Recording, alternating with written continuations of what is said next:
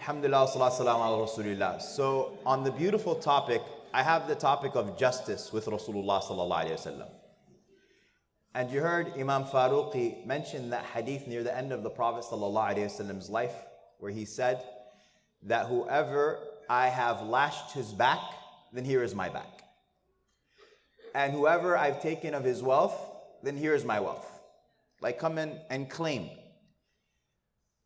And let none of you say, I fear ash-shahna'u min Rasulillah. Let none of you say that I fear that the Prophet ﷺ is going to hold a grudge if I come and I take something that I feel like I'm owed. Because by Allah, that is not my character. The Prophet ﷺ is offering himself out of an abundance of caution, because he told us that on the Day of Judgment, there's not going to be any money that's exchanged. On the Day of Judgment, if you are not fair, then there's only going to be good deeds that are exchanged. And so I want to look at a couple of glimpses of the fairness in the life of the Prophet ﷺ. The first is the fairness with his family. Rasulullah ﷺ, as you know, was married to 9 wives.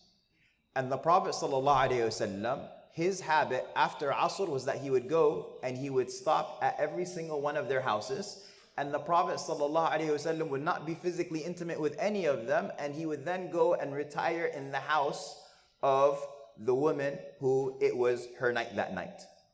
Rasulullah ﷺ would be diligent and rigorous with regards to the time that he spent with every single wife. And as you know, the Prophet ﷺ, even as he was dying in his last days, he would ask the question and he would say, whose night is it now? Until they realized that the Prophet ﷺ is intending the night of Aisha, but he wouldn't even suggest, can I please go to the house of Aisha? Because he recognized that every single one of his wives had the right of his company, until they themselves volunteered that he spend his last days in the house of Aisha. The Prophet ﷺ on one occasion was sitting with a man, and that man had one of his children come and he kissed his boy and he placed him on his lap. And then his daughter came and the man grabbed her and he placed her to his side. And the Prophet ﷺ said to him, why don't you be fair between them? If you kissed one and placed them on your lap, then you kiss the other and you place them on their lap.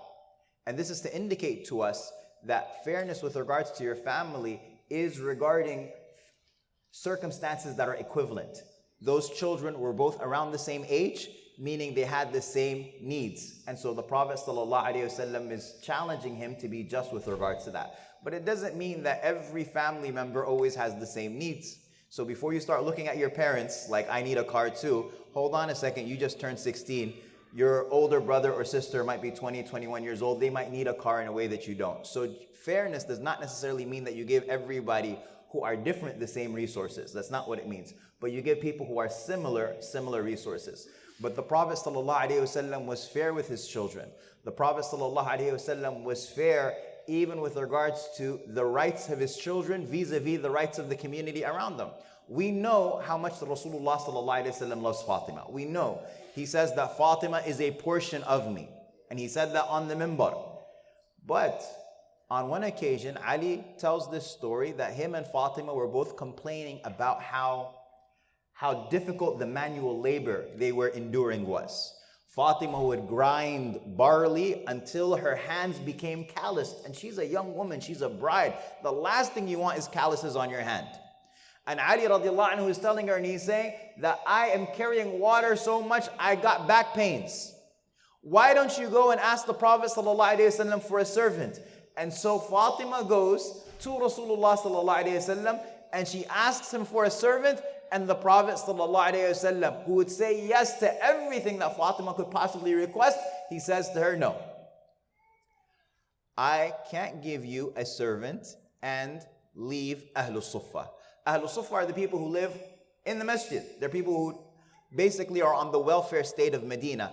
And yet the Prophet ﷺ is telling Fatima that I can't provide for you a resource, even though you are the daughter of Rasulullah ﷺ, you are the daughter of the head of state. I can't give you a resource that I can't give to every single member of the Muslim community. The Prophet ﷺ is fair with regards to the distribution of his resources. So much so, even with regards to his family, when he would give money to his wives, he would make dua to Allah subhanahu wa ta'ala. He would say, Allahumma hadha qismi fi ma amlik. Oh Allah, this is my distribution regarding what I own. فَلَا تُؤَاخِذْنِي فِي مَا تَمْلِكْ وَلَا أَمْلِكْ. And do not hold me accountable regarding what you possess, meaning my heart and my emotions and my attraction. I don't control who I love the most of my spouses, but I can control my distribution of my wealth. I can give them all equally, but do not hold me accountable for what I do not control and what you control. The Prophet ﷺ was fair with his animals. You know, after the treaty of, or before the treaty of Hudaybiyah, but at Hudaybiyah, the Prophet ﷺ had a camel, and his camel's name was Al-Qaswa. Al-Qaswa. You have to know, and I don't want to go into this tangent, but the Prophet ﷺ, he would name all of his items. He would name his items. As I said, I'm not going into the tangent. Look at, I'm in the tangent now. He would name his items. So he had a camel named Al-Qaswa.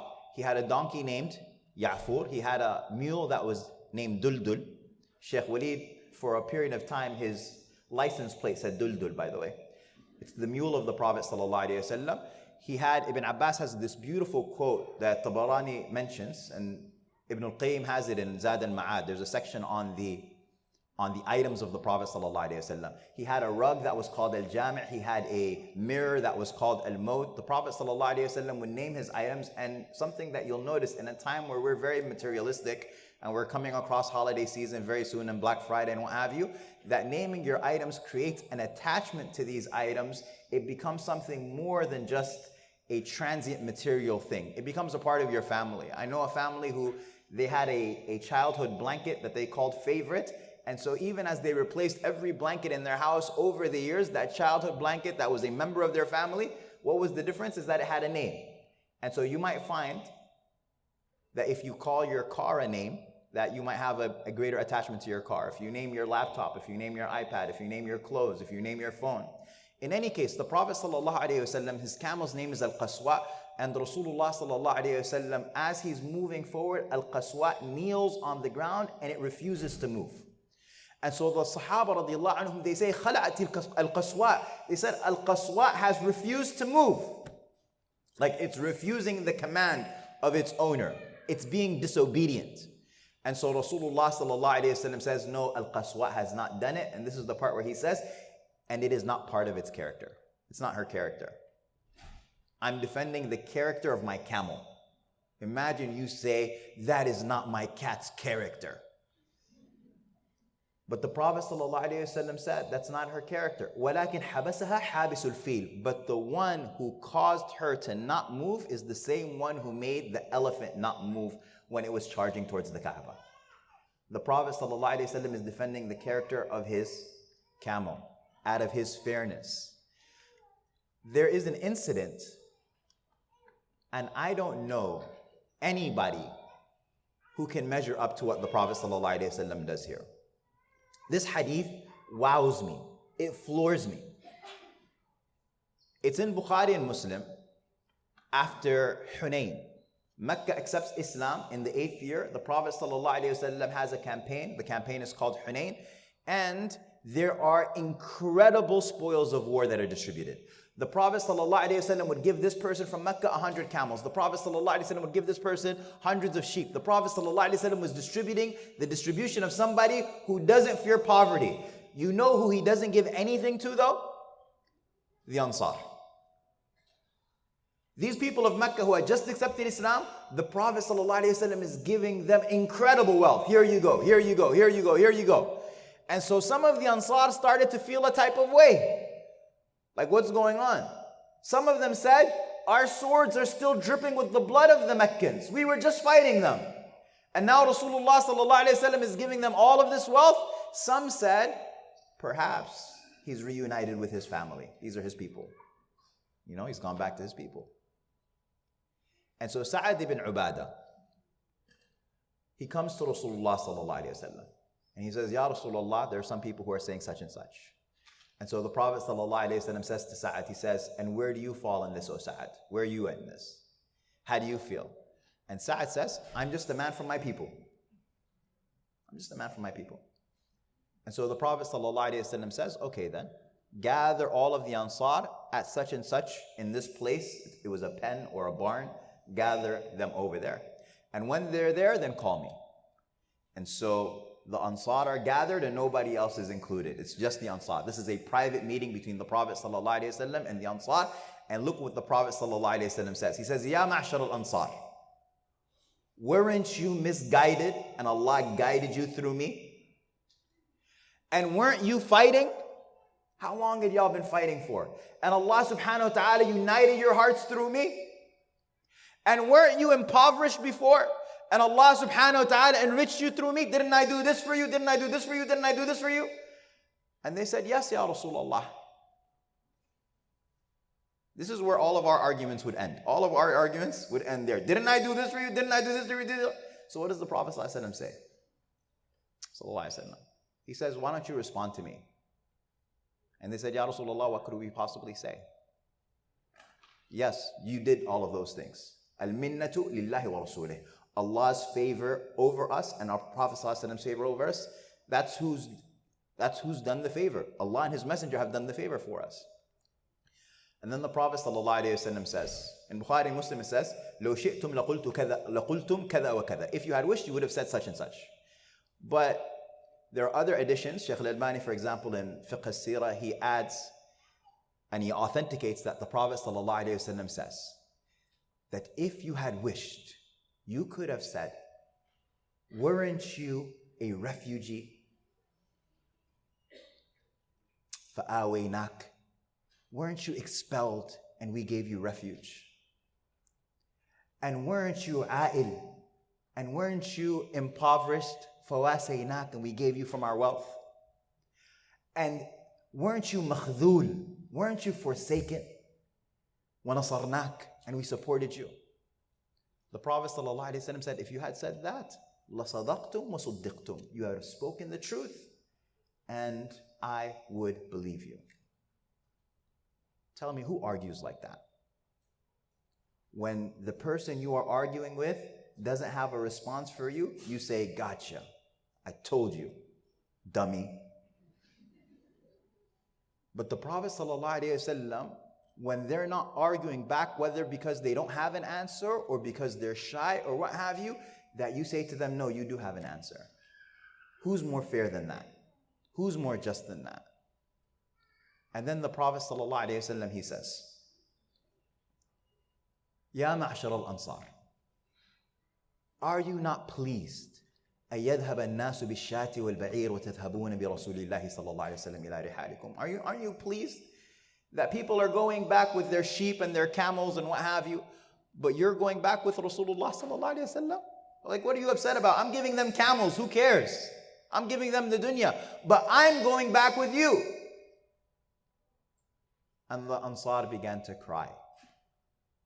And they said, Radina, we are pleased with Rasulullah sallallahu alaihi wasallam as our share.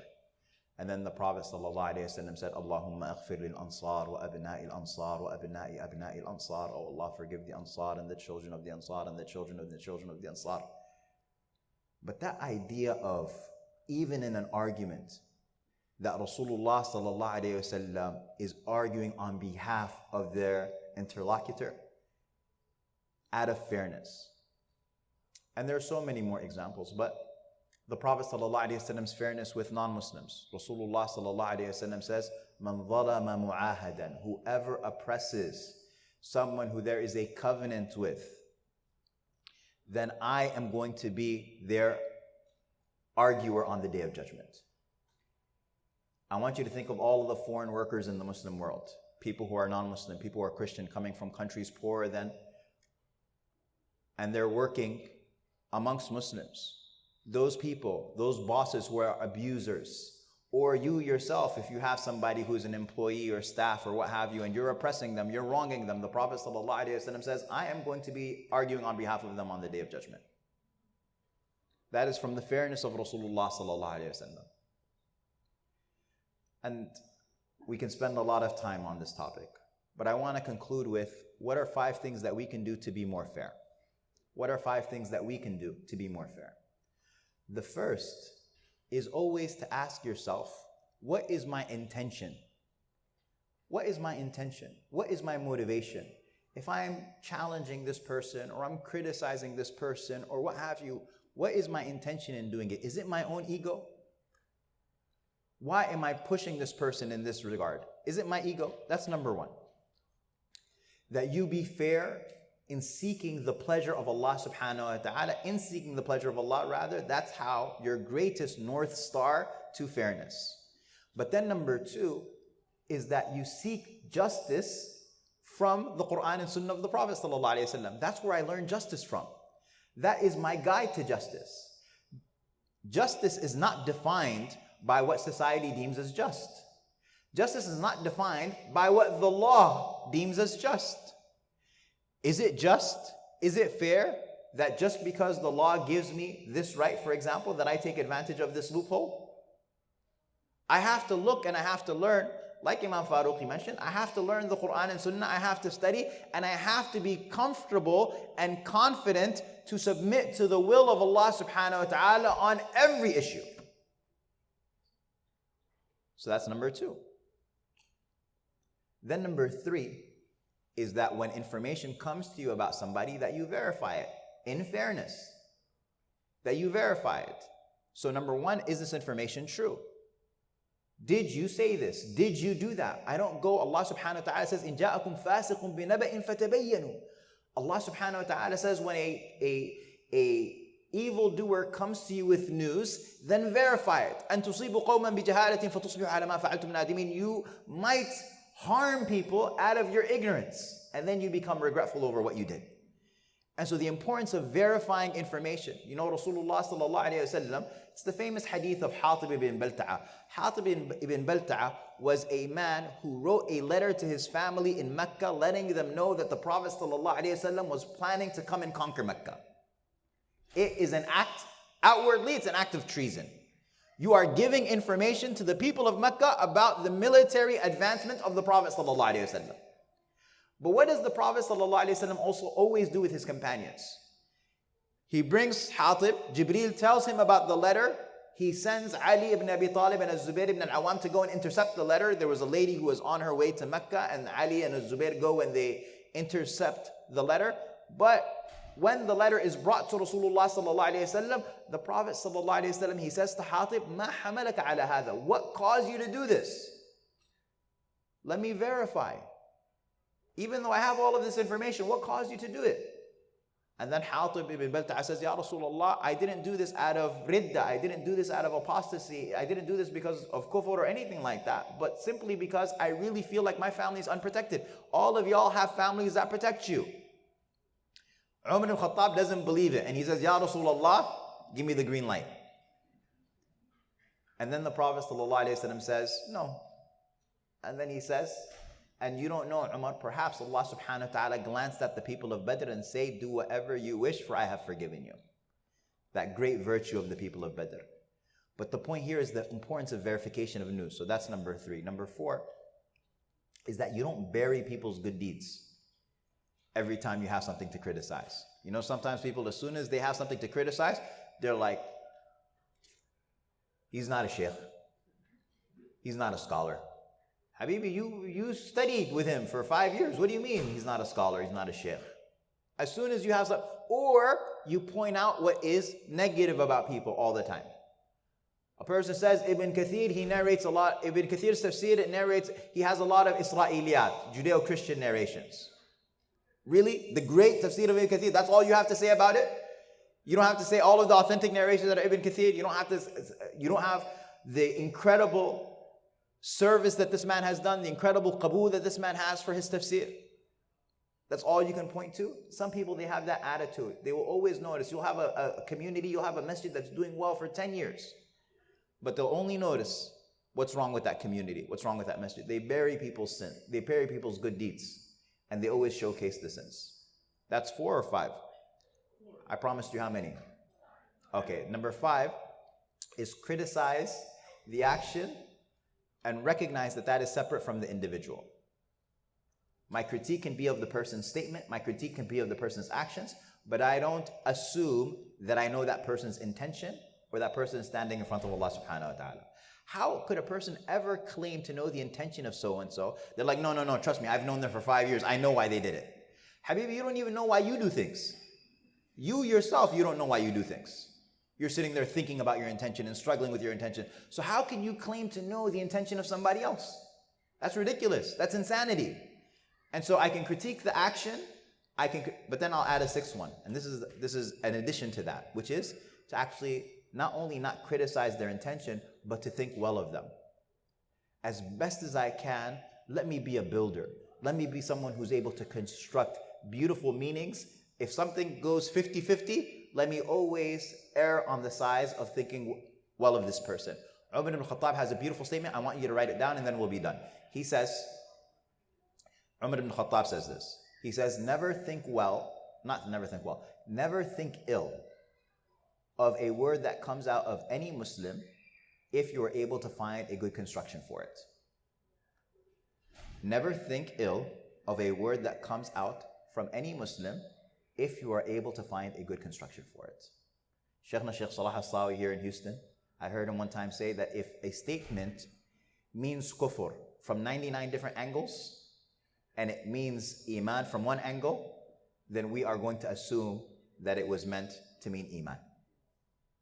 That's how we try to navigate creating space for our brothers and sisters, creating flexibility where we can create flexibility, create positivity where we can. And Allah subhanahu wa ta'ala knows best. May Allah subhanahu wa ta'ala make us of those who are just. Wa sallallahu alayhi wa sallam. Jazakumullah khair.